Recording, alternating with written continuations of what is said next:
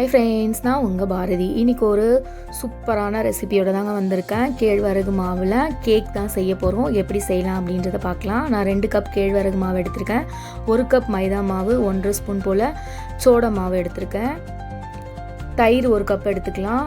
Butter எடுத்திருக்கேன். பாலில் coffee powder 1 spoon போட்டு கலந்து வச்சுருக்கேங்க. கோகோ பவுடர் 1 கப் போல் நான் எடுக்க போகிறேன்.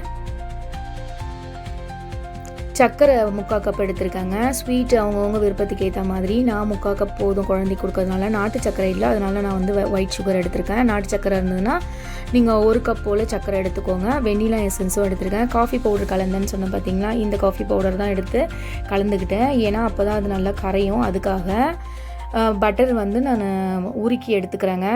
இப்போ ஒரு ஜார் எடுத்துக்கோங்க. அதில் கேழ்வரகு மாவு எடுத்துருந்தோம் இல்லைங்களா, அதை ஆட் பண்ணிக்கலாம். சோடா மாவு எடுத்துருந்தோம் இல்லைங்களா, அதையும் ஆட் பண்ணிக்கிறேன். கோதுமை மாவும் ஆட் பண்ணிக்கலாம்.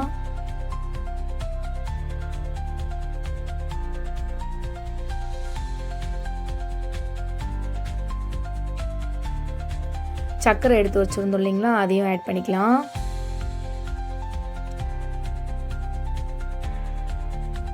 ஒரு கப் போல் நான் தயிர் ஆட் பண்ணுறேன். இது வீட்லேயே நம்ம ப்ரிப்பேர் பண்ண தயிர். பாலில் காஃபி பவுடர் கலந்து வச்சுருந்தோம் இல்லைங்களா, அதை நான் கொஞ்சம் கொஞ்சமாக ஆட் பண்ணுறேங்க. ஏன்னா மாவு பதத்துக்கு வரணும். நம்ம தோசை மாவு பதம் இருக்கு இல்லைங்களா, அந்த மாதிரி வரணும். அதனால் தேவைன்னா நம்ம இன்னும் கொஞ்சம் ஆட் பண்ணிக்கலாம். வெண்ணிலா எசன்ஸ் 1 ஸ்பூன் ஆட் பண்ணியிருக்கேன். கோகோ பவுடர் 1 கப் ஆட் பண்ணியிருக்கேங்க. பட்டர் உருக்கி வச்சுருந்தோம் இல்லைங்களா, அதையும் இதோட சேர்த்துக்கலாம். பட்ரு இல்லை அப்படின்னா பார்த்திங்கன்னா வாசனை எதுவுமே வராத ஆயில் ஆட் பண்ணிக்கோங்க. இதோட நான் முட்டையும் ஆட் பண்ணுறேங்க. அப்போ தான் நம்மளுடைய கேக் நல்லா ப்ளஃபியாகவும் நல்லா சாஃப்டாகவும் சூப்பராகவும் வரும். அதுக்காக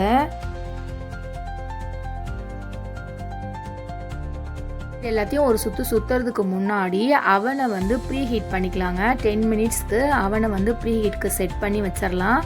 அதுக்கப்புறமா நம்ம போயிட்டு இந்த இன்க்ரீடியன்ட்ஸ் எல்லாமே ஜாரில் போட்டு ஒரு சுற்றி எடுத்துகிட்டு வரலாம்.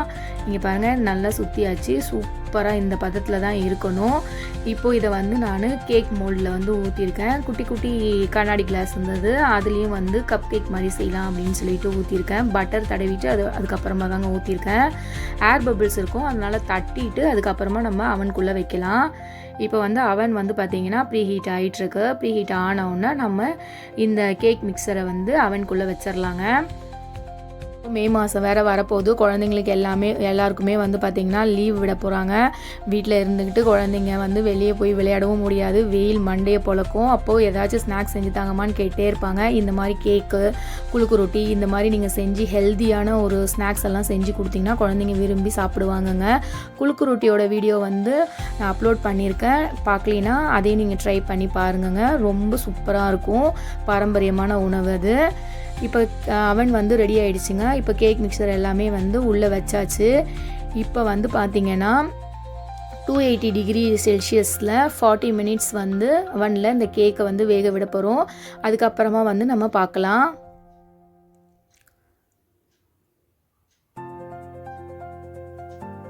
$40 மினிட்ஸ் ஆகிடுச்சிங்க. கேக் நல்லா மேலே உப்பி வந்திருக்கு. நல்லா சூப்பராகவும் இருக்குது. ஆறிடுச்சிங்க நல்லா. இப்போ சைடில் கத்தி வச்சு நம்ம எடுத்து விட்டுட்டு இப்போ கவுத்து காமிக்கிறேன்.